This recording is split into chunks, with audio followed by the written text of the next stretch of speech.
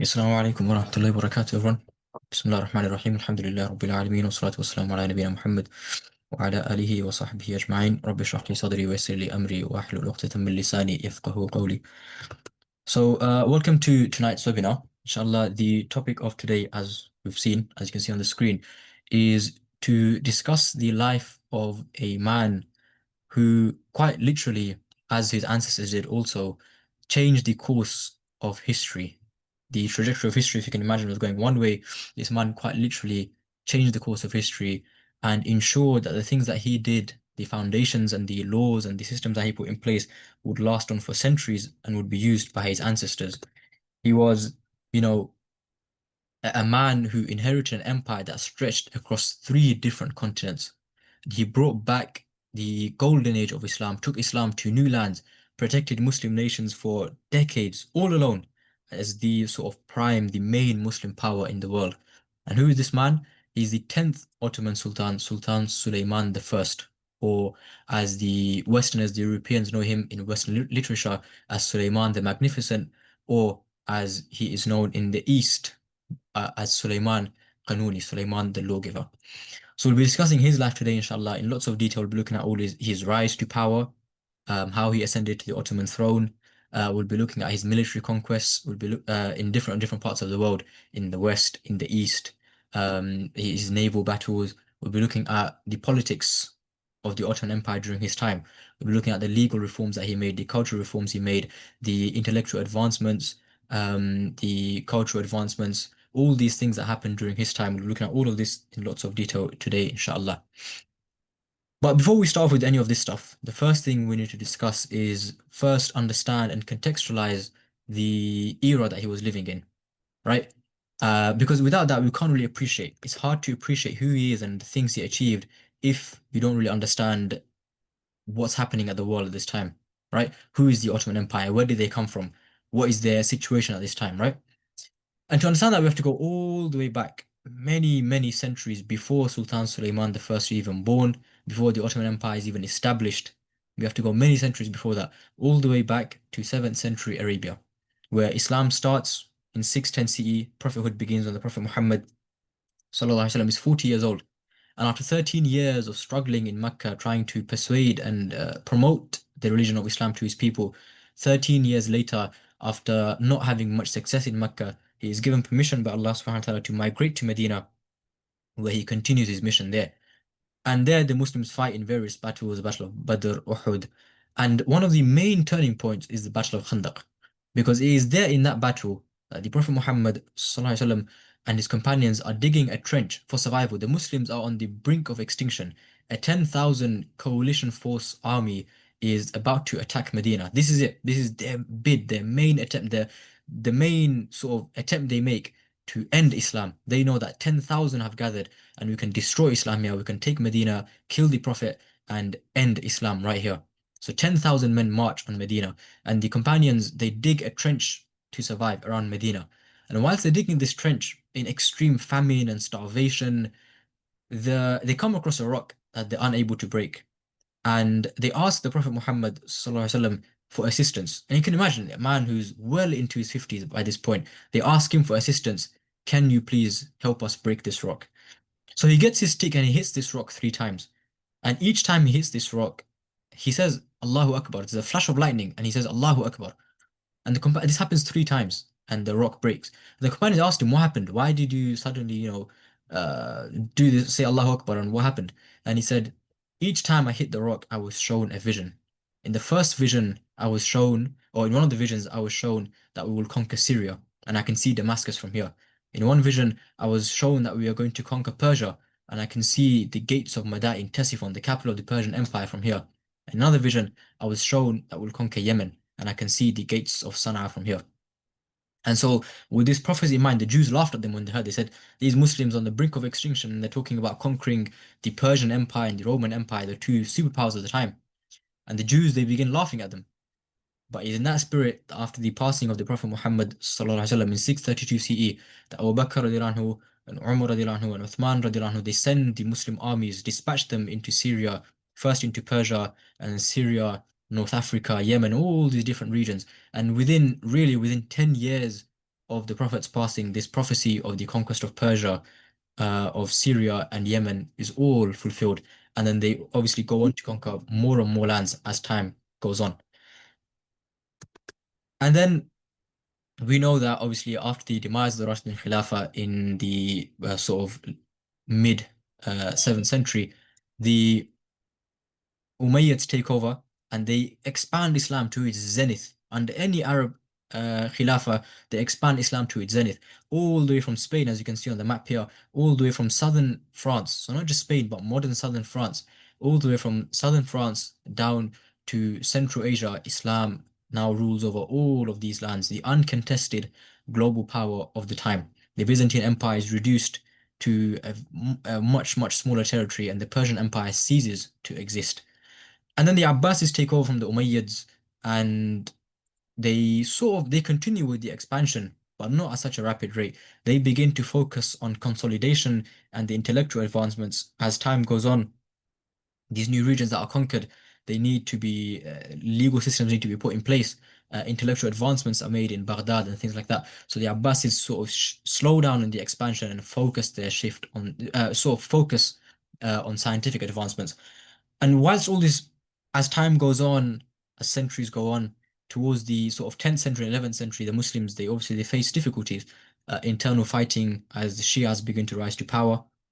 And at the same time, the Crusaders, very soon after this infighting really weakens the Muslims, splits the Muslim empire up.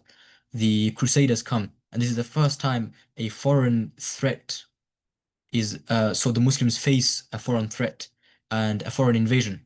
And this comes from the Crusaders who come and they take Jerusalem and establish their four Crusader states in Syria. And even after these Crusaders are dealt with by Salahuddin and his descendants, it doesn't get better for the Muslims. They're still disunited. They're still quarreling amongst each other. And in the midst of all that, the Mongols come and invade the Muslim world in the 13th century and decimate it. In Baghdad, we know that nearly 2 million people are killed over the course of the 3 days that the city is sacked, and as time goes on. Syria, Central Asia, all these famous Muslim cities, grand Muslim civilizations, all begin to crumble and are all decimated by the Mongols until finally the Mongols are stopped in the late 13th century by the Mamluks.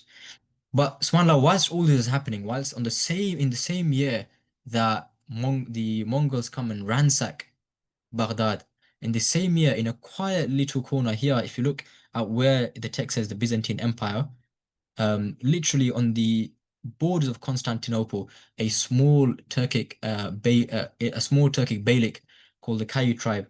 There, a man is born called Osman, and he sees a dream. And in this dream, as he grows old, he sees a dream, and in this dream, he sees a tree grow out of his chest, and the branches of this tree cover the entire world. And so when he asked his teacher afterwards, he asked his teacher afterwards, like, what does this mean? This tree that I saw that grew on my chest and covered the entire world. His teacher told him that this is a sign from God, a sign of glad tidings that you and your ancestors will be given sultanate, you will be given custodianship over the world. And the shade that you saw, the sort of the branches that you saw that spread across the entire world, it will act as a shade for all the oppressed people around the world. The world was going through a very difficult time, especially the Muslim world. It was disunited in a very, very dark place. There was no unified Muslim empire. The glory days of the Abbasids and the Umayyads, it had been forgotten, right? And so this sort of the seeds of revival were planted in Western Anatolia in a small Turkic Beylik.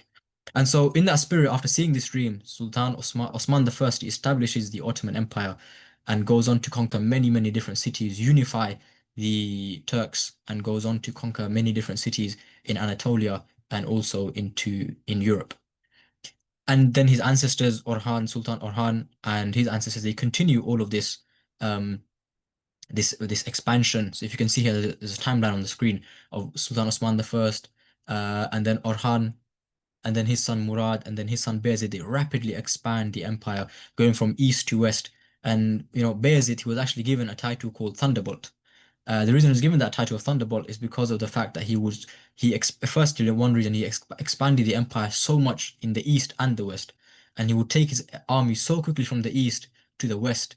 Obviously, if you see here, this is a map of the Ottoman Empire, right? And so you can see it's sort of it rules over Asia and Europe. So Asia here and Europe. And so they have to fight on two fronts. And so Sultan Bayezid the First, because of his ability to move the empire so quickly from his eastern provinces to the western provinces and then back and forth again, he was given that title, Thunderbolt.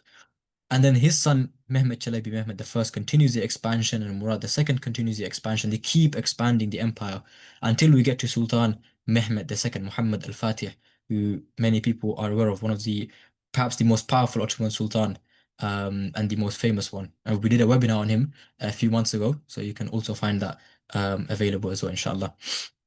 So Muhammad al-Fatih, he conquers Constantinople and unifies Anatolia, and it's him that turns the Ottoman state into an empire. Before this, so if you look on this map, anything sort of before the purple color is what the Ottoman Empire was before Sultan Muhammad al-Fatih. So before that, although they had expanded and conquered lots of lands, they were still functioning very much like a Turkic Beylik. They hadn't really established, rigid systems and complex systems of governance. And it's really under this time of Sultan Muhammad al-Fatih when he conquers Constantinople, makes that the capital of the Ottoman Empire, and he begins to lay down foundation and obviously conquers lots of lands as well, right? You can see all these purple acquisitions. The purple regions are acquisitions during his time. But really, one of the key things he does that people forget is that he is the one who lays the foundations for the Ottoman state to develop into a proper empire. For him, he now sees a vision that, yes, we've been conquering all these lands, but we're going to conquer much more. We're going to go deep into Europe. We're going to conquer, Persia, and we're going to become an empire. We're going to become the main Muslim power, the one that protects all the Muslims. He saw that, and he knows that that we need to shift and make sure we have systems in place that ensures that the empire, the Ottoman Empire, lasts for centuries after he passes away. And that's why he places all these systems in place. And so he expands the empire constantly, is going to war. They say he spent more time at war than he actually did in his own palace. So whilst he had all these luxuries and he could have stayed in his palace as much as he wanted, he spent more time on the battlefield than he actually did in his own palace. But he passes away in 1481 after conquering many, many different regions.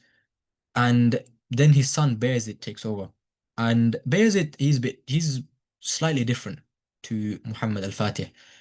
He, because of certain the political situation he sort of inherited, and the fact that the army was tired, the economy wasn't doing too well because they spent a lot of their money on war. Bayezid realizes that he can't really go on many campaigns. He does try to go to sort of two campaigns, but they don't end up with much success. They don't result in much success for him. So instead, what he does, he spends time consolidating Ottoman control over all these different regions that his father had managed to conquer. He makes lots and lots of legal reforms, continuing some of the works that his father did. But militarily, we don't see much expansion from him.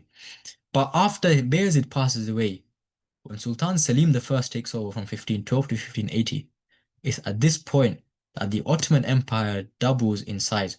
So all the sort of beige, light brownish color that you can see here, this, sorry, all the green, the light green that you can see here, all of this is the acquisitions during the time of Sultan Selim the First. So he doesn't really focus on Europe. There isn't much focus on Europe because what happens is there's some issues in the east. The Safavid Shias who are ruling sort of this region here, they begin to rebel and cause trouble with in Anatolia for the Ottomans. So Sultan Selim the First marches there and he towards Safavids and destroys them. He defeats them at the Battle of Chaldiran. And then after that in 1514, so he sort of eliminates that threat and expands the empire into these regions here. But then after into Tabriz and Persia and different regions like that. But then after that, he receives reports that the Mamluks who are ruling this region here, right, that the Mamluks actually helped the Safavids. And they were making an alliance, the Mamluks and the Safavids, to attack the Ottomans. And he also received reports that the Mamluks were making alliance with the Europeans to fight against the Ottomans. And so because of this, He knows that there will very soon his empire will face a very, very grave and real threat, and he needs to quell that threat before it happens. And that's really one amazing thing about the Ottomans, that there's a lot of times where there's they deal with the problem before it becomes a big problem. What I mean by that is they have an excellent sort of system of as excellent spy network and information gathering techniques, and they find out about all these, sort of alliances that might happen, and threats that might be posed to them many years later. So, an alliance like this with the Safavids and the Europeans, it will take time to make, maybe 5, 10 years, right? Um, but he realizes that this alliance is going to happen, and either he or his ancestors his descendants, sorry, will face a lot of trouble. So what does he do? Instead, before this threat can actually become very, very apparent, he marches. He feels like I have enough evidence, and I know that the Mamluks are going to rebel and they're going to cause problems. They're going to attack the Ottoman Empire. And there was so much tension with the Ottomans and the Mamluks beforehand. If you see this place here, Dul Qadir here, this was basically the previous border between the Ottomans and the Mamluks, and it was a very, very contested region. Who has control over that region? And so all of this stuff culminates in the 1517 invasion or conquest of the Mamluk Empire by Sultan Selim I, and he brings all these different regions into Ottoman control. So you can see how big the Ottoman Empire gets during the reign of Sultan Selim I. All these green areas. Uh, he first marches into Syria, defeats the Mamluks in Syria. He brings the Hijaz under his control, and he brings Egypt under his control. And the other important part, and this is really a key shift in the Ottoman Empire. Before this, the Ottomans were seen as they weren't really seen as much as the main Muslim power, right? There were other Muslim states as well, like the Mamluks, and the Mamluks had control over the three holy sites, right? The Abbasid Khalifa, who was used to be in Baghdad, after the Mongols destroyed Baghdad, the Abbasid Khalifa ran away to Egypt, and he stayed in Cairo. And so he was with the Mamluks. So this gave the Mamluks a lot of religious legitimacy, right, as the protectors of Islam. And obviously they fought off the Mongols as well. And so the Ottomans don't really have that religious legitimacy, right? And they have most of their territories in Europe. So they're seen as more, a bit of a different empire to the traditional Muslim empires that we see. But after this conquest of Syria and the Hijaz and Egypt, something massive changed in the Ottoman Empire. Now they are seen as the primary Muslim empire in the world, the protectors of Islam. And at the same time, the flag, the banner of the Khalifa is taken back to Constantinople, to Istanbul, and Sultan Selim I declares himself as the Khalifa of Islam. Now, people might contest this and say, well, what right does he have to take it from the Abbasid Khalifa, right? But one way we can think about it is, or as some historians will argue, that the Abbasid Khalifa, yes, they had a lot of religious legitimacy and they were the Khalifas, but effectively they don't really have any power. They don't have an army, they don't have an empire. It's really the Ottomans who are working really, really, really hard to make Islam strong again. And they are the ones with all the power and the military might. So shouldn't they be the Khalifa? Aren't they really the ones that are protecting Islam? Why should someone else who's not really doing much, why should they be given the title of Khalifa? We are now the protectors of Islam. We have taken over that responsibility. We have the army and we will protect Islam. And so that's one of the reasons that they justify why Sultan Selim I took the banner of the Khalifa to Istanbul and declared himself as the Khalifa. And also you can see the conquest of Algiers here as well. And this is really when the Ottomans, they begin their expansion into North Africa, huge, huge expansion into North Africa for the first time. And the Ottoman Empire now is ruling over three different continents. A small beylik that started off in Western Anatolia, now ruling over three different continents. And this is where our story of Sultan Suleiman I begins. What happened is Sultan Selim I, let's talk about Sultan Suleiman I first. He was born in 1494 in Istanbul. And as is customary with every single Ottoman Sultan, every single Ottoman prince, he spends a lot of his time in the imperial palace, surrounded by some of the most expert, uh, military strategists, political strategists, scholars, Islamic scholars, teachers of language, teachers of history, geography, the most knowledgeable people in the empire. And what they would do is what the sultans would do is they would make sure that their children have access to the best education. They know you can't have a sultan who, you know, doesn't know about history, doesn't know about politics, doesn't know about military strategy, right? A sultan who can't speak different languages, a sultan who isn't learned in Islamic law, in the Islamic sciences. You can't have that, right? And funnily enough, if you draw comparisons to Western rulers during this time, the rulers of England, the Tudor dynasty, the French Empire, the Spanish Empire this time, they don't have these systems in place, right? If you read about their lives, their rulers aren't don't ha get access to such a top high level of education from a young age. But the sultans of the Ottoman Empire, the princes, they do. So he begins off by studying history, poetry, theology, Islamic sciences, military strategy, political strategy, all these different things he studies. And once he becomes of age, and once he's old enough, again, as is customary, he is sent away to sort of serve as a Sanchak Bey. And a Sanchak Bey, what their rule is, or what their role is basically they are governors, you can say, right, of different fortresses, different key provinces in the Ottoman Empire. So the Ottoman Empire is ruling over all these different regions. There's lots of different cities and provinces, right? So he is sent away to govern different provinces, different province. Sometimes they would be sent to, Konya, sometimes they'd be sent to Amasya, sometimes they'd be sent to Adana. So different cities they could get sent to. Um, so he was sent away to serve as a Sanchak Bey. And the reason for this is that so they can gain some sort of experience. That if they can get, as opposed to, suddenly just coming and ruling the empire after the death of your father, the purpose of this was that they get some experience in governing. So they govern over a small province or a small city, and that will help them to, gain some experience in politics, in governance, in ruling, in law, all these different things. And they also sometimes, go on military campaigns with their father to make sure they also get some military experience. So all this stuff is sort of helping the prince, the Ottoman prince, the Shahzadeh, to get some experience so that when the time comes and their father passes away, they are ready to inherit the empire, inherit the throne, and straight away continue the work of their father. There is no learning process, there is no adapting process. When you rule over an empire this large and when the odds are so great, there is no time for you to adapt on the throne and take 5, 10 years. I need to adapt to the throne. There is no time for you to say, I've just got to the throne. I need to figure out how to do things. No, you need to be ready from day one because millions of people, their lives are depending on the Ottoman Sultan now. Okay? So this is sort of his early life. And then his father in 1520 passes away. His father had gout. A lot of Ottoman sultans, they end up developing gout disease. One of the reasons is because of how much they end up going on military campaigns. So obviously Sultan Selim I, if in 8 years he's expanded the empire this much, you can understand how much he spent out on military campaigns, right? So his father had gout disease and he ended up passing away. And so Sultan Suleiman I, being the only son of Sultan Selim I, he ascends to the Ottoman throne unchallenged by anyone while he is only 26 years old. So I want to imagine a man who is only 26 years old has now inherited the most powerful empire in the world, right?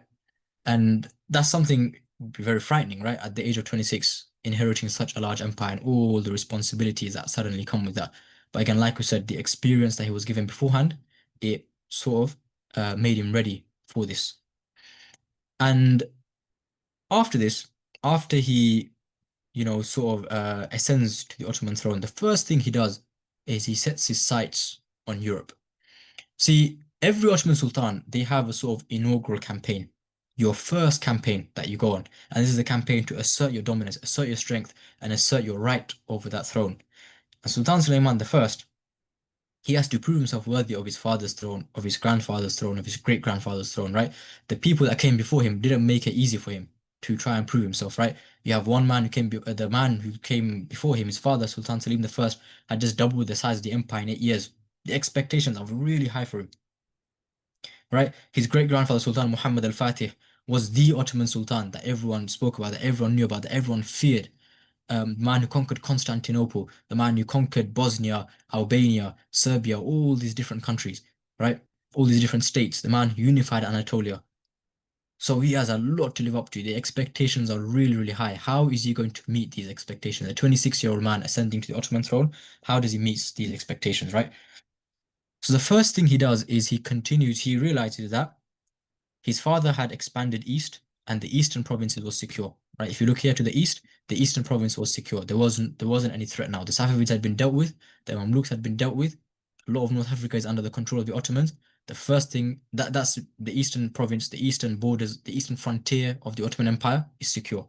So he sets his sights on Europe and continues the work of Sultan Muhammad al-Fatih, and he realizes that he wants to take Central Europe, right? The Ottoman sultans for a while, since Sultan Muhammad al-Fatih had always wanted to take Central Europe. But to take Central Europe, there's a key river that you need to control, and this is called the River Danube. So there's a sort of river. If you see this sort of blue line here, it says the Danube. This is the river here, and it goes all the way into Belgrade. And all the way down here, sort of. You need to control that river if you want to conquer Central Europe.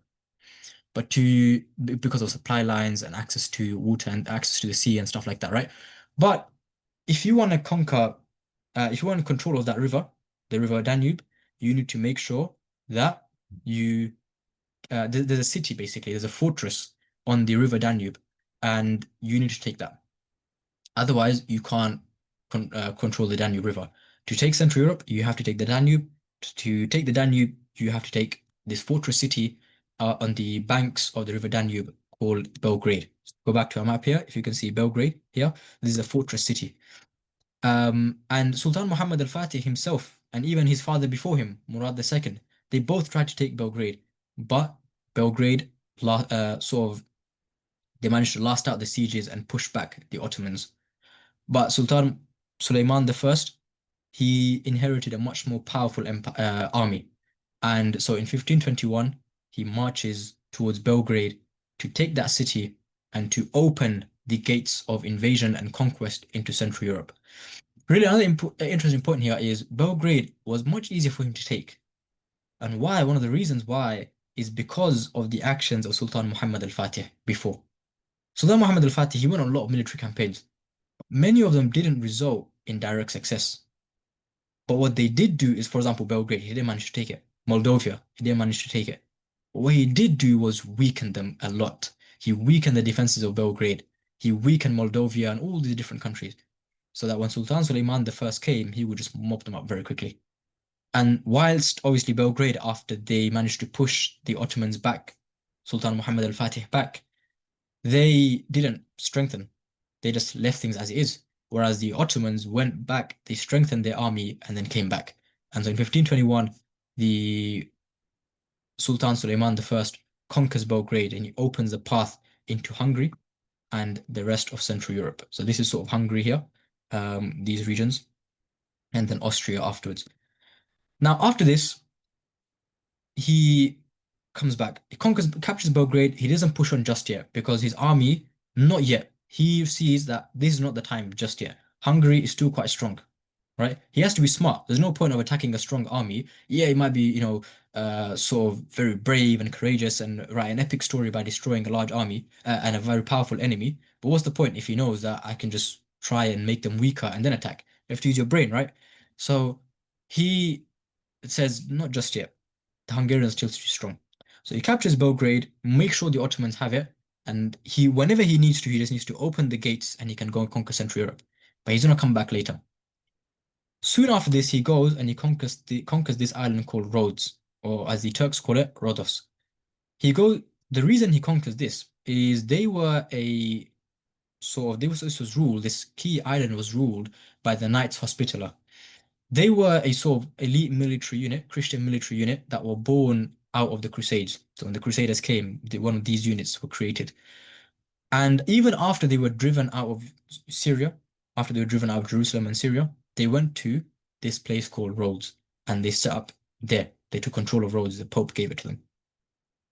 But what they would do there is they would attack Ottoman ships, because obviously it's an island, right? And you can see how close it is to Ottoman territories. They would attack Ottoman ships. They would harass Muslim pilgrims that were traveling by sea to, perform Hajj, perform the pilgrimage. So they would attack those. And so he realized that these people need to be dealt with. We need to get rid of the Knights Hospitaller, and Rhodes needs to come into our control, so we can secure control of the Mediterranean Sea, this sea here, the Mediterranean Sea, And because obviously trade routes are really important, right? This is a very, very important sea. Through this, you access the Red Sea, and then from there, you can access Asia. Otherwise, obviously, what you're going to do if you can't access the Mediterranean Sea, you have to go all the way around Europe, Africa to access the Eastern world, China, India, these regions. So you need access to the Mediterranean. So it's a shortcut. Go through the Mediterranean, go through the Red Sea, and straight you're into the Persian Gulf and the Indian Ocean. Okay. So he wanted to take Rhodes for two reasons: the Mediterranean Sea and to stop pilgrims and Ottoman ships being raided. So he sends his spies. He sort of sends messengers into Rhodes, but these were actually spies, and they sort of scout out the defenses in Rhodes, and they realize, you know what, they are no match for our army. And so Sultan Suleiman I, he marches out of Istanbul again, sails to the island of Rhodes, besieges Rhodes for a short time, and then he conquers Rhodes. And now the Mediterranean Sea is firmly under the control of the Ottoman Empire. And then after this is done, he knows the Mediterranean is under his control. He moves back to the west again. And this time it was Hungary. What happened was the Hungarians, their king had died, and now the current king was a young man, but he was an anti-Ottoman king. Before that, the king he was all right. You know, he wouldn't cause too many problems for the Ottomans. But now it's a very, very strong anti-Ottoman king, King Louis. So what happens is King Louis, there's rumors that King Louis and the Austrians, so if you see Austria here, Vienna, this is the capital of Austria. So Hungary and Austria are going to enter into an alliance and they're going to invade the Ottomans. So again, just like he does before, he needs to stop this threat right now before it actually becomes apparent and before it materializes. So he marches out with an army from Constantinople that they say is so large that because this is the invasion of Europe that they had been waiting for. Europe had been waiting for this invasion for a lot for a long time. This Ottoman invasion they knew was inevitable. Sultan, whether it's Sultan Muhammad al-Fatih, Sultan Bayezid, Sultan Selim, Sultan Suleiman, or his, Sultan Selim that comes after him, his son or his grand, whoever it is, at one point, Ottoman armies will come to try and take Hungary and then the rest of Europe. So in 1526, the big army, the long-awaited invasion begins, and Sultan Suleiman I marches out of Constantinople with an army so large that they say it takes an entire day for you to walk from one side of the camp to the other side of the marching column. It takes an entire day. Large cannons, oxes to drag. If you can see in this picture here, oxes that are dragging those cannons. A very, very powerful army with the most up-to-date technology. And this was his main campaign that Sultan Suleiman is known for. He marches towards Hungary, towards a place called Mohács. And but the problem is when he gets to Mohács, see the Ottoman army, they're divided into two, right? Because the Ottoman Empire is divided into two, you can say two areas. What they call Rumelia, which is the European side, and what they call Anatolia, which is the eastern side. And so the army is usually split up into two. You have the Rumelian army and the Anatolian army. Both all answerable to the Sultan, but they just split up into two, just to make sure that, if there's a problem in Rumelia in East Central Europe, there's an army there to deal with it. There's a problem in Eastern Europe, there's an army to deal with it. But on the main campaign, you have to unite both forces, and that's what he did. But the problem was it takes time to unite such a large army, one that's on a different continent, right? So what happens is his army marches anyways, and they're meant to meet at Mohács. So they thought that we'll go to Mohács, we'll go there first, and then you come and meet us afterwards, the other unit. But the what happened was as soon as one of the units, the Rumelian unit, arrived at the Battle of at the fields of Mohács, King Louis's army, the Hungarian army, was already there. And so the Hungarian army charges, the Christian cavalry charges were deadly. Every single army in history struggled to deal with Christian cavalry charges. The cavalry charges are basically horses and armored knights on the horses when they charge at you. And Christian armored knights, when they would make their, when they would do a cavalry charge, it was very, very difficult for any European, any army to deal with it. So they charge at the Ottomans, and whilst the Ottomans are, trying to stop them, it gets very, very chaotic, right?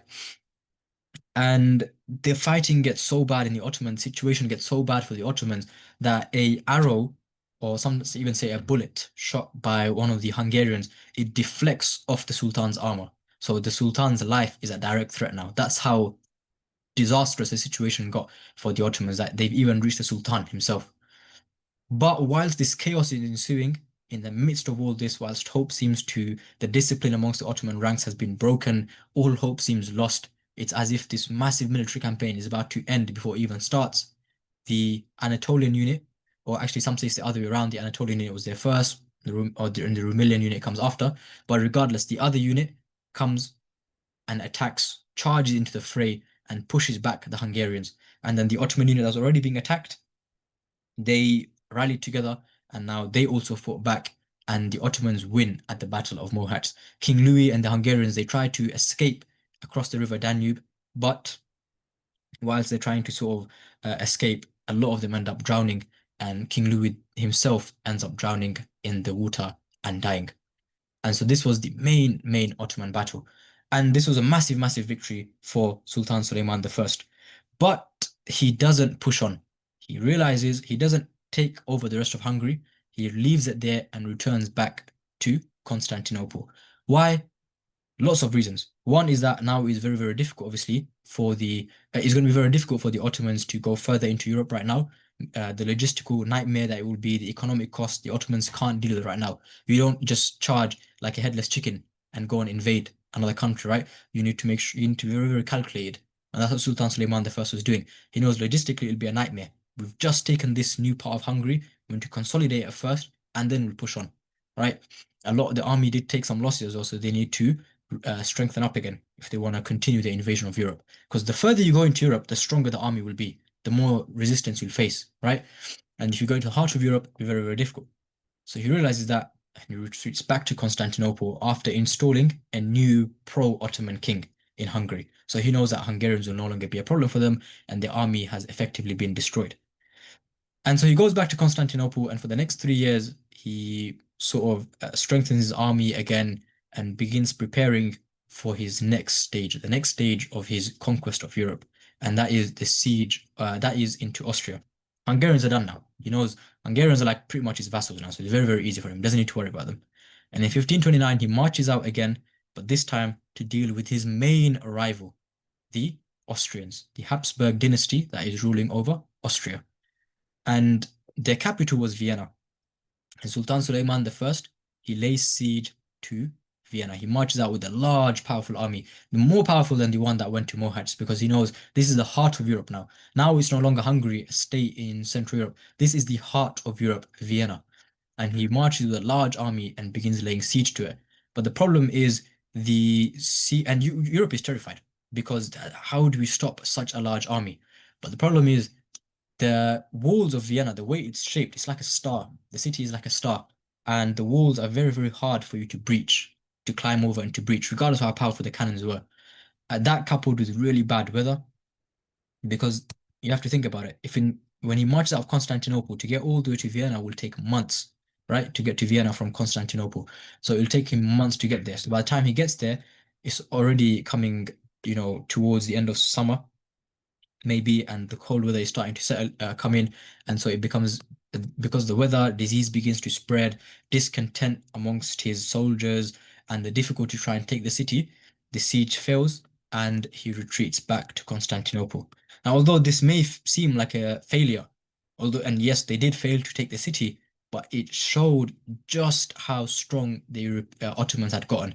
It reminded the Austrians that don't you dare try and conspire against us or attack us. Even though our capital is in Constantinople and we're far away, Sultan Suleiman is saying, my sword can still reach to Vienna. And if I want, I will come back here and I will take this city. So he taught Europe a lesson. Even though might not have taken the city now, at any point I can come back with a more powerful army and still take Vienna. So be very, very careful with what you do. That was his sort of warning, and that's still, in a way, how the siege was successful. And there's really these campaigns in Europe that established this Ottoman dominance over Central and Eastern Europe.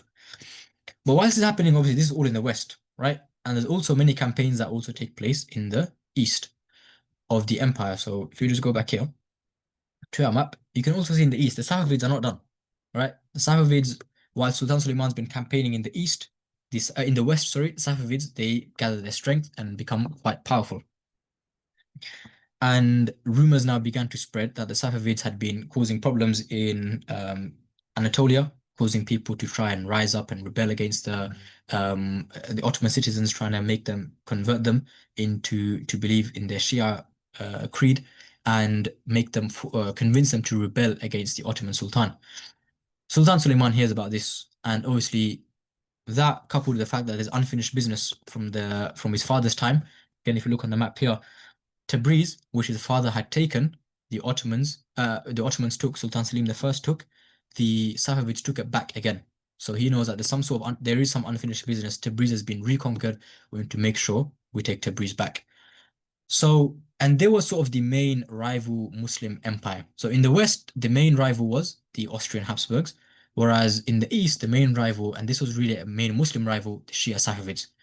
There was a lot of territorial conflict, sectarian conflict, all these different things.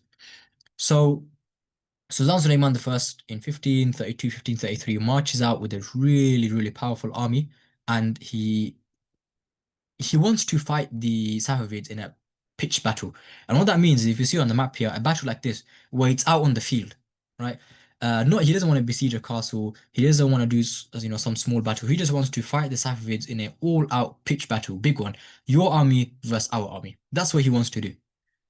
But the Safavids know they are no match for the Ottomans. The Ottomans, who just decimated the Hungarians and gave a very, very firm warning to the Austrians, with all these powerful cannons and the most elite military unit at that time, the Ottomans, there is no way the Safavids will ever be a match for this Ottoman army. So they resort to hit and run tactics. They guerrilla warfare, scorched earth policy, meaning they go and raid Ottoman supply lines, poison wells, keep raiding Ottoman camps, these type of things. They resort to that because they know they can't defeat the Ottomans in a pitched battle. But regardless, Sultan Suleiman I, regardless of all these, his supply lines being harassed, his army camp being raided, he continues. He continues to fight on, and he continues to march on, and he conquers Tabriz. You go back to a map here, he goes and he conquers Tabriz. But by the time he gets to Tabriz, the Safavids have left Tabriz. So it's a very, very easy conquest for him. And they'd gone down to Baghdad. So Sultan Suleiman, his army pursues them into Baghdad, and he conquers Baghdad in 1534. And now this really is the time when the Ottomans have now become the unchallenged main Muslim power in the world. And if you see before, like we said, the Ottomans didn't really rule over the heartlands of the Muslim world, right? They don't rule over the sort of Syria and Persia, which were classically known as the heartlands of Islam. They were ruling over Europe. And now with the conquest of Baghdad, the former capital of the Abbasid Khilafah, they affirmed Sultan Suleiman's role as the Khalifa, and it gave them a much more religious legitimacy now that they were ruling over all these different heartlands of Islam. Pretty much the entire Muslim world was now under their control. And it also gave the Ottomans a lot of access to trade routes and things like that, because by taking Persia, you now have access to the Persian Gulf. And this is really, really important for trade. So, and the Caspian Sea as well, having access to all these things gave them a lot of benefits when it came to trade. The wars with the Safavids ends in 1534, but there's another second war that happens and a third war that happens. There's always these back and forth. The Safavids end up, trying to rise back up again and cause some sort of trouble for the Ottomans, so the Ottomans have to come back and fight again. And that happens on two separate occasions, again after the conquest of Baghdad. So finally, after the third war, in 1555, the Peace of Amasya is signed, and this formally establishes borders between the Ottomans and the Safavids. And the borders that are established is the borders we can see here. Tabriz is given back to the Safavids, but Baghdad and you can see the red line here, everything up to there is given to the Ottomans. And these are sort of the borders that last for a very, very long time until in the 1600s when the Safavids come back again to try and take Baghdad. And so that is basically his war in the East. He deals with the Shias and makes sure that the Ottomans are the primary Muslim power in the world. Now, there's another also key frontier that he fights in. And this is the third and final frontier that we're going to discuss when it comes to his military strategies. There was a really, really important frontier, and this was the one in the Mediterranean Sea. If you go back here to our map one more time, this Mediterranean Sea here, this was a really, really important place, frontier, another theater of war. And we know he's taken Rhodes, so we've already discussed that frontier slightly and its importance. What he does is the Ottoman navy becomes really, really powerful during the reign of Sultan Suleiman I. The problem is didn't have that much experience and they didn't really have a formidable naval commander. They did have some before. They did have some naval commanders before, but they weren't like very, very formidable. Especially against someone like Spain, who is a trading empire, who is a seafaring empire.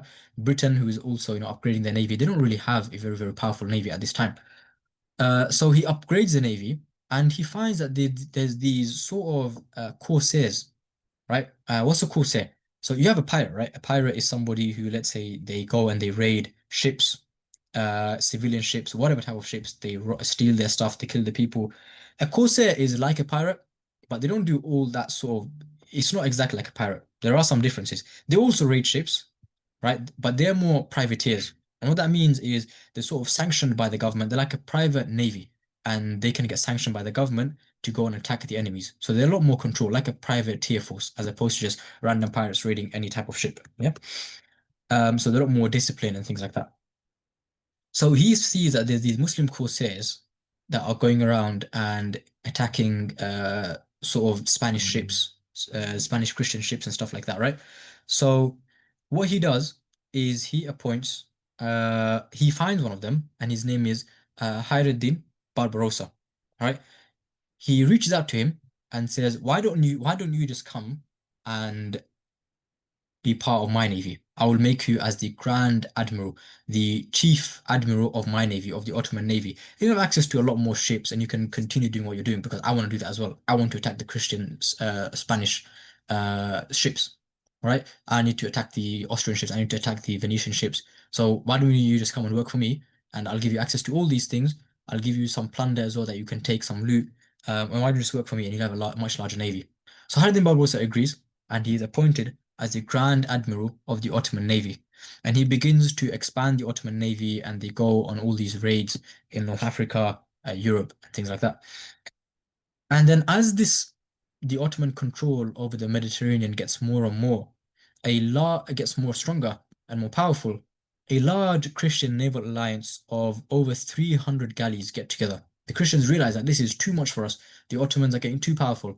And so together, a large Christian naval alliance comes together, mainly led by the Spanish and the Venetians, and lots of different other countries join them, but mainly the Spanish and the Venetians, they get together and they over 300 ships and they begin sailing towards the Mediterranean Sea to battle with the Ottomans. Ottomans received this information and they were camped at a place called Preveza. And that's where the name of this battle comes from, the Battle of Preveza. Their ships were docked there. And the Khairuddin Barbarossa, he knew about the ships that were coming, but he didn't move his ships. The Europeans, the Holy League, which was the name of this alliance, they tried really, really hard to try and lure Barbarossa out to open water where they had more ships and they could defeat him. But he didn't give bait. And what happens is so if you look here again, in our sea here, in our map here, this is the Mediterranean here, just bear that in mind. And so they try to move south and go to another island. And hopefully by going to that island, they'll they lure the Ottomans out. They try to move further down south to try and lure the Ottomans out. And what happens here is they do that. The Ottomans do come out. The problem is, remember, the Holy League, the Christians had over 300 ships. Very hard to give direction and instruction and keep a large fleet of 300 ships organized. And so these 300 galleys that the Christians had, they become very disorganized. They're trying to sail somewhere else, turn direction, sail somewhere else, but they become very, very disorganized. And it's in this moment that Khairuddin Barbarossa, he sees this, he comes out of the place he's in, and he attacks the Holy League. And the Holy League right now is split into two. The Austrians and the Spanish and the Venetians, they have split up into two. And the Venetians are sort of one side. So they split into two, sorry. And once the Ottomans attack one of them, and the other one, what they do is they try to move away, far away, and try and lure some of the Ottoman ships away. Try and even the numbers out. Run away and try and force the Ottoman ships to follow them so that they even the numbers out and make sure that the Ottomans are numerically outmatched. But the problem is the Ottomans, they realize what he's trying to do. Haridin Barbusa realize what the Europeans are trying to do, and he doesn't uh, sort of follow the bait. He stays and he continues fighting until nighttime comes and the ships they sort of naturally stop fighting. But by this point, the Christians have taken massive, massive losses, whereas the Ottomans haven't taken much. And the other side we spoke about that had sort of tried to lure the Ottomans to go on to the other path, they run away because they realize that the Ottomans are very powerful and it's not worth them fighting them. So they run away, and the other ships also realize half their Holy League has gone, so they also run away now, sail away, and the Ottomans win the Battle of Preveza. And even though they might have destroyed all the Christian ships, it shows the Europeans again that the Mediterranean Sea belongs to the Ottomans and sort of solidifies Ottoman dominance over this Mediterranean for many, many decades to come. And so that is dominance over the sea. And really, what this does is because the Ottomans have control of the Mediterranean and the Red Sea, when the Europeans want to take their ships through the Mediterranean into the Red Sea and into the Indian Ocean, the Ottomans begin charging them a lot of tax. And so instead, the Europeans are forced to go all the way around the Cape of Africa and around Africa. They need to find a new route, basically. They can't go to the Red Sea. So they end up going all the way around the Cape of Africa. Sailors such as Sir Francis Drake from England, they go on these journeys to around Africa. And the Europeans have to go around that way now as well. And so that wraps up the sort of military segment of the lecture. The next part is the family and politics. And we'll quickly skim over this. But what happens here is Sultan, as going on all these military campaigns and ensuring that the Ottomans have this military dominance and territorial dominance over the world, there's also a lot of family and political intrigue that takes place. There's a lot of drama in his family and the political drama. Number one is the Ottomans, they used to have these concubines, the Ottoman sultans, they would have concubines, but they wouldn't marry them. Sultan Suleiman breaks tradition and is the first sultan to marry his concubine. And she has a son as well. What this does, and she becomes the first person to wield a lot of political influence from the sultan's royal household. This is the first time this really happens, where a wife from his royal household, or his mother, or anyone, a woman from his royal household, begins to wield a lot of political power and influence. And with this, she begins to get involved in court politics and the intrigues of the Ottoman court, and a lot of people end up being executed uh, because they are her political rivals. One person who sort of gets executed, maybe not because of this reason, but is Ibrahim Pasha. Ibrahim Pasha was the friend and Grand Vizier of Sultan Suleiman. The Grand Vizier basically means like the Prime Minister, Sultan's right-hand man. He was that. But he had seen to become very powerful, and so he was executed. And this is one of those times where we see that the sultans, if they saw someone was becoming very powerful, they would execute them. Reason is to make sure that one house, one ruler is ruling over the Ottoman Empire. There should be no duality. There should be no one else rising to power to have so much power that they can challenge the sultan. Otherwise, there will be civil war. There will be turmoil in the Muslim world. Lots of people will die. So to avoid that, a lot of time, if Grand Viziers begin to become too independent, they can be dismissed or even executed. Now, the really big political and familial tragedy you can say that Sultan Suleiman I faces is the death of his son. So Shahzadi Mustafa, one of his sons, he was a very, very beloved to Sultan Suleiman I. But because of some political maneuvering and the fact that Shahzadi Mustafa was really, really famous, very popular amongst the army, rumors begin to spread that he is plotting against the Sultan. There are rumors of treason. And as we know, treason is the biggest crime that you can commit, and the only punishment for treason is execution. So Sultan Suleiman I hears about these rumors, and as these rumors begin to get bigger and bigger, Sultan Suleiman I ends up he ends up calling his son over to his tent, and there he is executed with a bowstring. And so Sultan Suleiman I has his own son executed. Now, this is there are different sort of rumors and explanations that people try to give as to how did did he actually commit treason or not, right? So really it's hard to say whether I wouldn't say it's very hard to say actually. There are different opinions, there are different arguments as to whether he did or not, because some people say that he had become really, really powerful and very popular with the army. And so, as Sultan Suleiman grows older and older and begins to get weaker in the sense that he can't really win military campaigns and go and lead the army because of how old he is, right? At one point, the army might look to overthrow Sultan Suleiman and replace him with his son Mustafa, Shahzade Mustafa. So that's one reason. But more likely what has happened is there's a lot of political maneuvering. See, a lot of people wanted Selim the third. A lot of people in the court wanted Selim the second, Suleiman's other son, to take over the throne. However, it looked like Mustafa would be the one to take over. And so they sort of conspired and made up these rumors that he had committed treason and convinced the Sultan to execute him. That's the other opinion. Now, and the other thing is, Shahzade Mustafa, he doesn't really do much to dispel these rumors. So, whilst rumors are going around, he doesn't do much.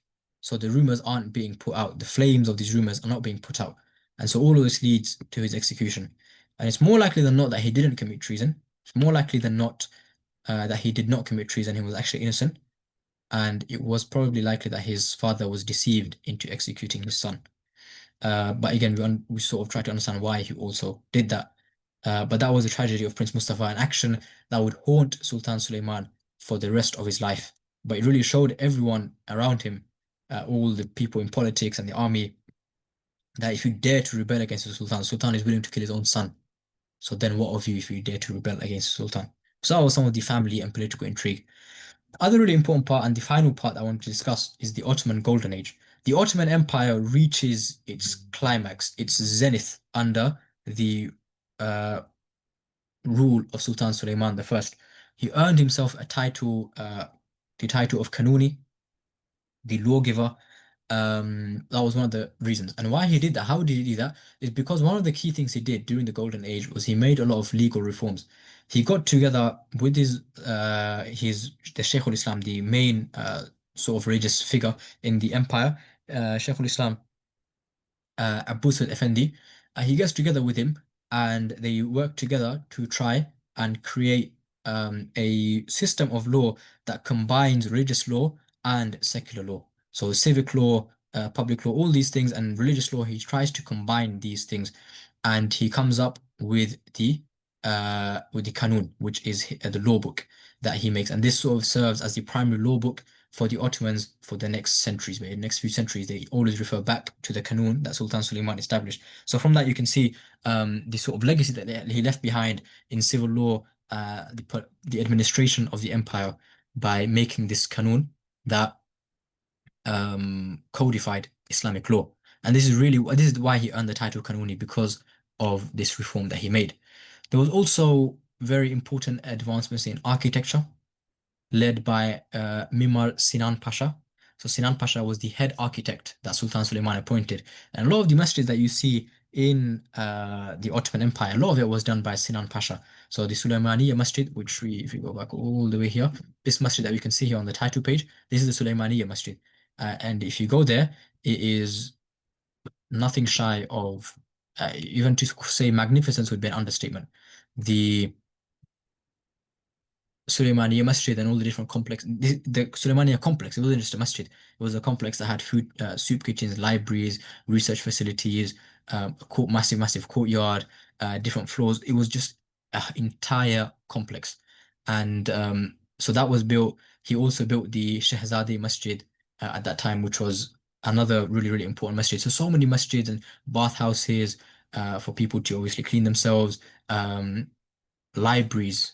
Uh, places of education, all these different places were built during the time of Sultan Suleiman I. So a lot of the architecture that we see in the Ottoman Empire, especially on the European side of the Ottoman Empire of Istanbul, if you go there, a lot of that you'll see is down to Mimar Sinan Pasha. And you can see he built over 300 structures, and his masterpiece was the Suleymaniye complex.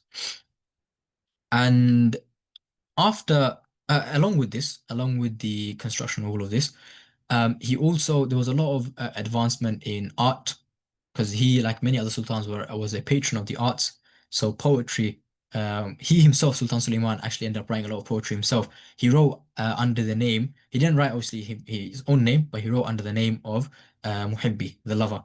Um, so he wrote a lot of poetry himself, calligraphy, miniature painting, all these things became very, very popular during this time. Scientific advancements, the first Ottoman observatory in Istanbul, the construction began. It didn't finish before Sultan Suleiman passes away, but the construction of the first Ottoman observatory also begins during this time. So there's so much scientific advancements during this time in mathematics, science, technology, all these different things. This was really the Ottoman Golden Age. And after this, the Ottoman Empire doesn't get as powerful as it does during the reign of Sultan Suleiman I. And so, after doing all of this, in 1566, Sultan Suleiman I goes out on his final campaign in Central Europe. But whilst he was on this campaign, because of his old age and also suffering with illnesses, he ends up dying in 1566 whilst on campaign. He didn't die fighting, but he died whilst on military campaign, just like his great-grandfather Sultan Muhammad al-Fatih also did.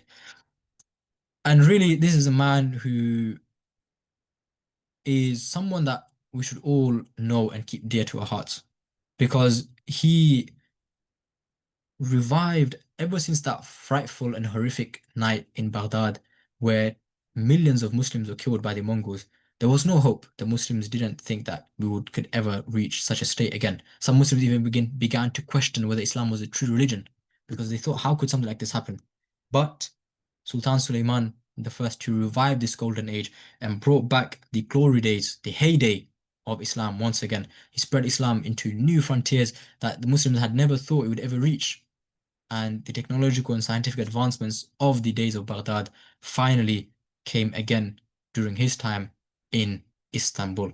And that's why he's, a very important hero and someone we should know, and someone whose life, obviously, we don't have much time to talk more about his life, and I wish we could, but we're limited because of time. But there's so many more things that he achieved that we could speak about, and even to discuss the battle strategy that he had in detail, just to show you how much of a genius he was.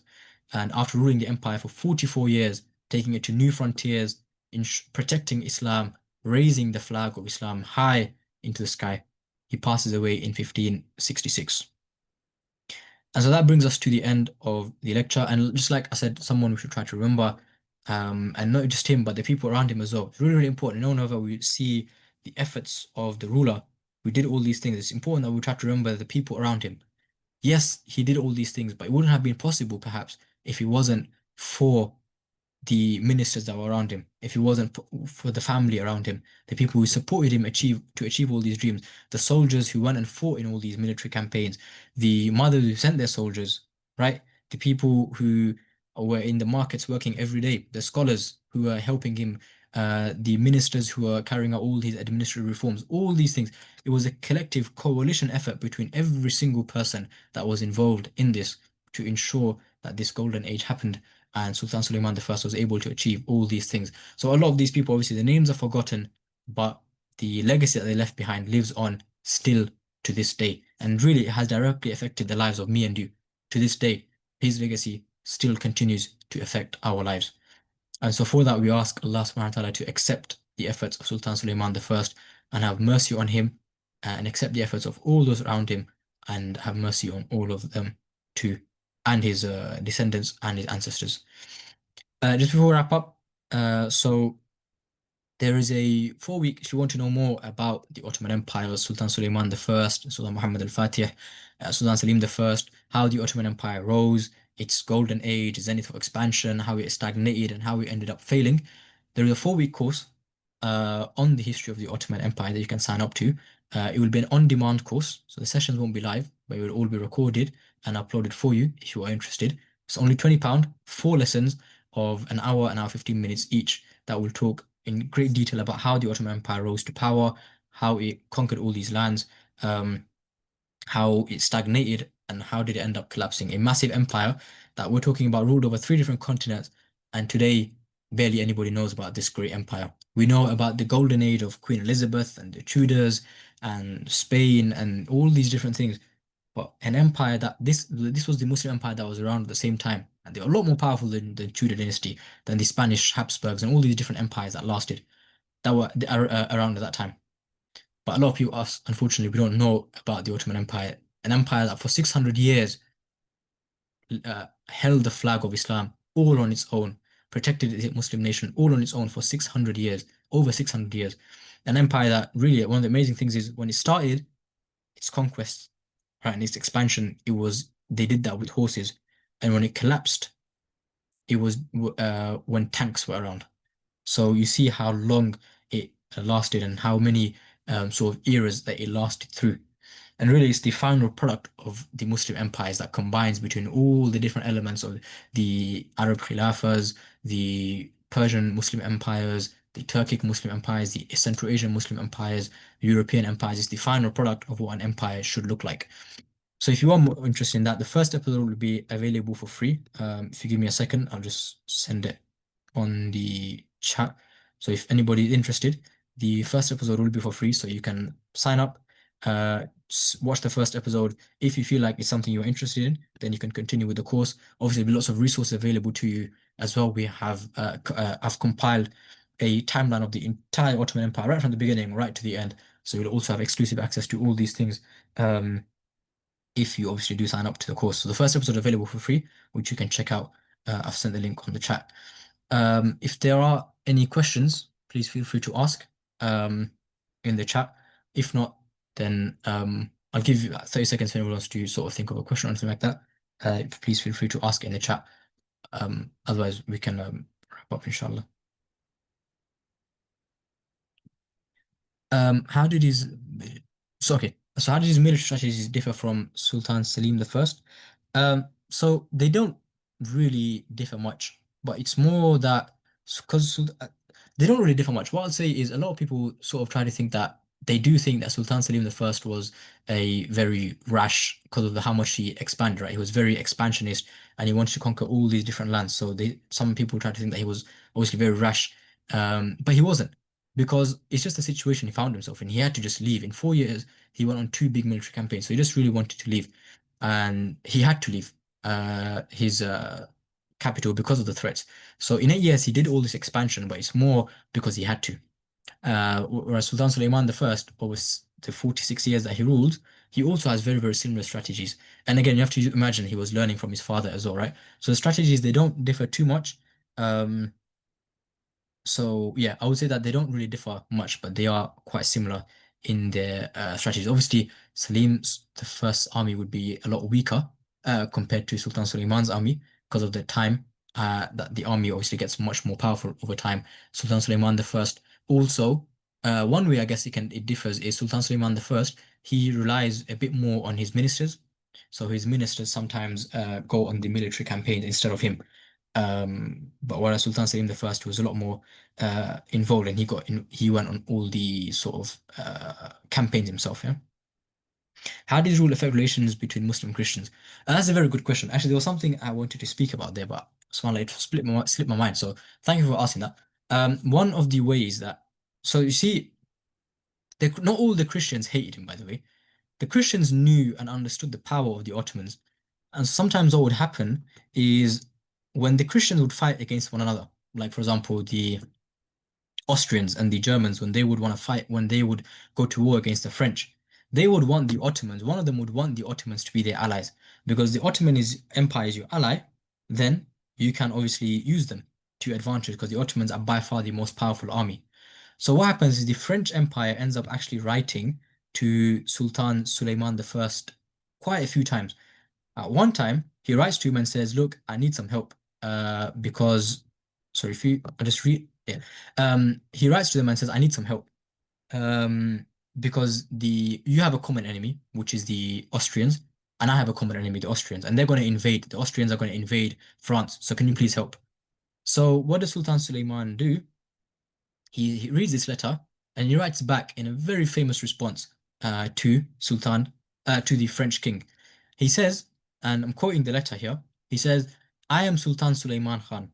son of Sultan Selim Khan, son of Sultan Bayezid Khan, the Sultan of Sultans, the King of Kings, the crowner of rulers, the shadow of God on earth, and the Sultan and Padishah of the Mediterranean, the Black Sea, Rumelia, Anatolia, Karaman, Rum, Rum meaning Greece, Kurdistan, Azerbaijan, Persia, Damascus, Aleppo, Egypt, Mecca, Medina, Jerusalem, all the Arab countries, Yemen, and many other countries that my great ancestors conquered with their irresistible strength.